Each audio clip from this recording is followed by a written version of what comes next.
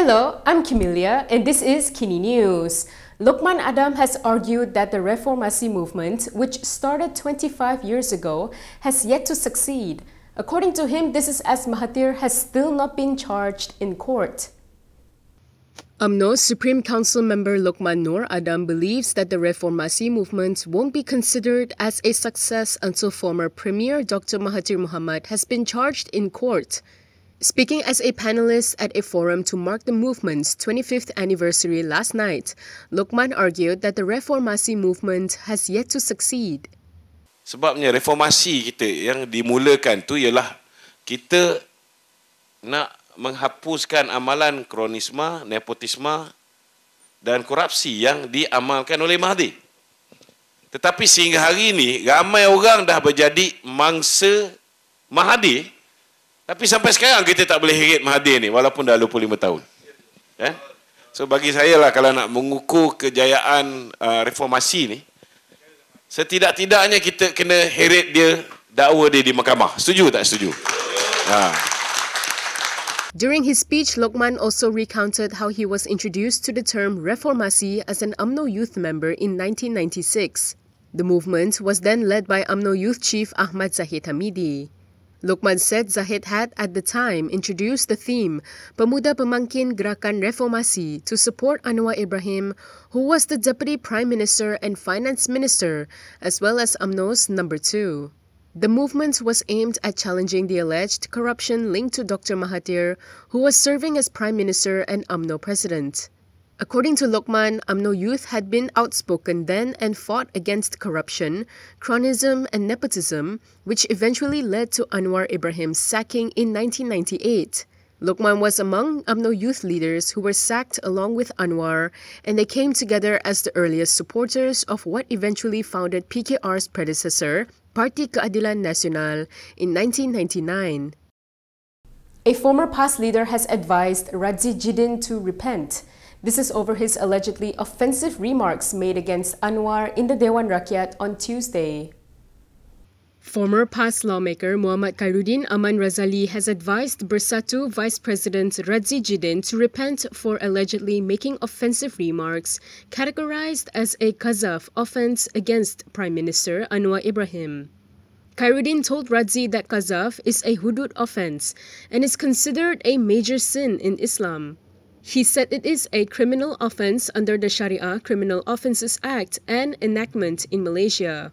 He also questioned how the matter had been allowed to happen in Parliament without any reprimand when there were several teachers and religious experts in Islamic studies there who had been fighting for hudud law to be implemented in the country.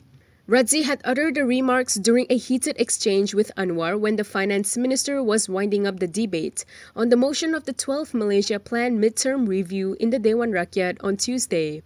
On Tuesday, chaos erupted in the parliament when Anwar was explaining the issue of the discharge not amounting to an acquittal granted to Deputy Prime Minister Ahmad Zahid Hamidi. Pakatan National lawmakers then staged a walkout from the Dewan Rakyat. Idris Ahmad has called on Pakatan Harapan and BN to prove it in court if they are truly convinced that Zahid is innocent. He added that they should stop trying to confuse the people on the issue of his DNAA.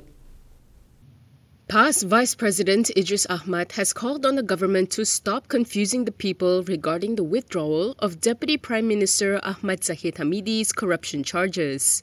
In a statement last night, Idris said if Pakatan Harapan and BN are convinced that Zahid is innocent, then they should prove it in court. He said the people must know that the decision to withdraw the charges was made by the prosecution, not the court. He added that when the prosecution withdrew the charges, the court had no alternative but to let it go. Idris was commenting on the discharge not amounting to an acquittal given to Zahid.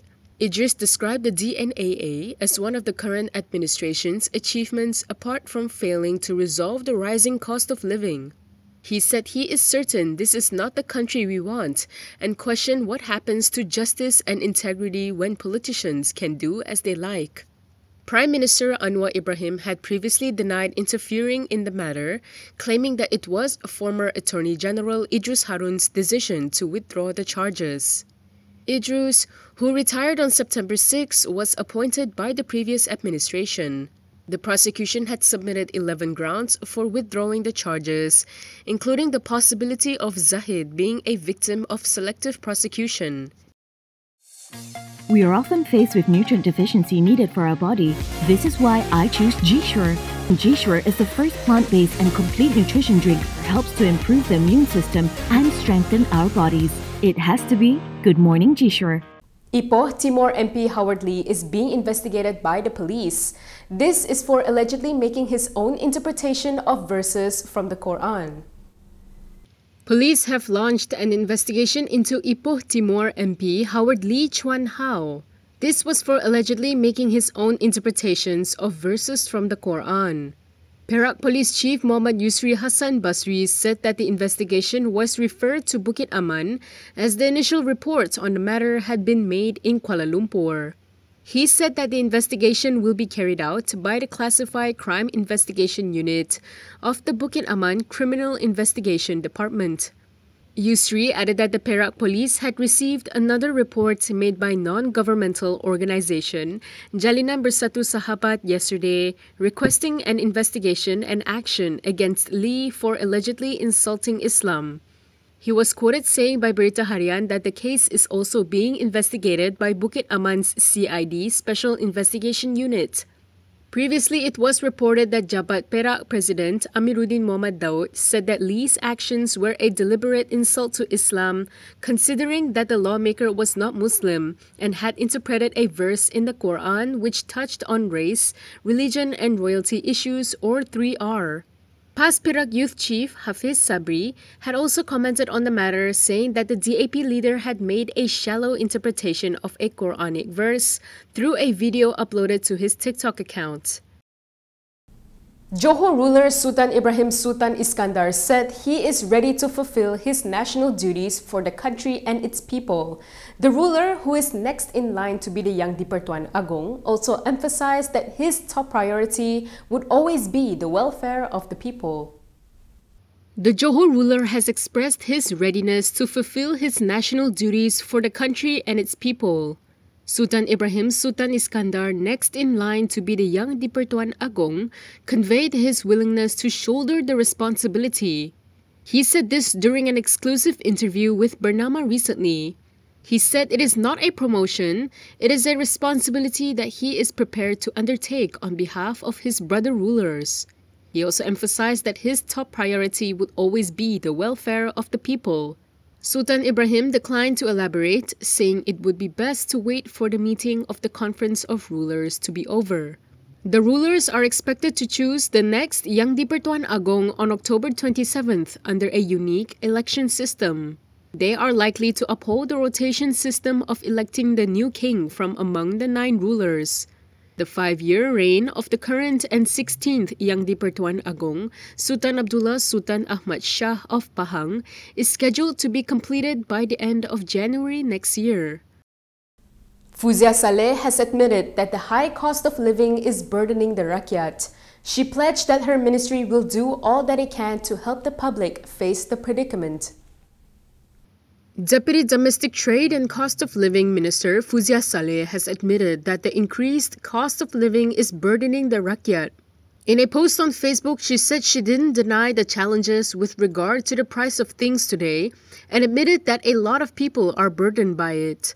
She added that this is why she is doing all she can within the ministry's powers and jurisdiction and hope that netizens will understand. Fusia's post came after a video of her shopping for household groceries went viral, drawing criticism from netizens.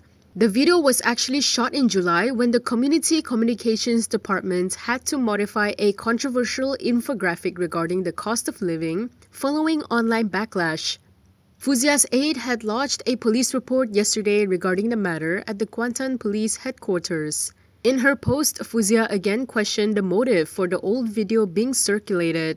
She asked what is the motive of some wanting to instigate netizens' anger by taking an old video made in a different context and then spinning it to change the narrative. She said that was the reason a police report was lodged, because the issue is a politically motivated attack against her.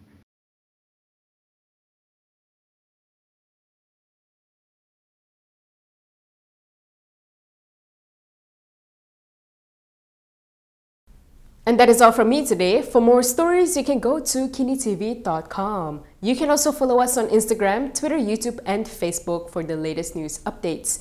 If you'd like to support independent media, do consider subscribing to MalaysiaKini.com. I'm Kimilia. Thanks for watching.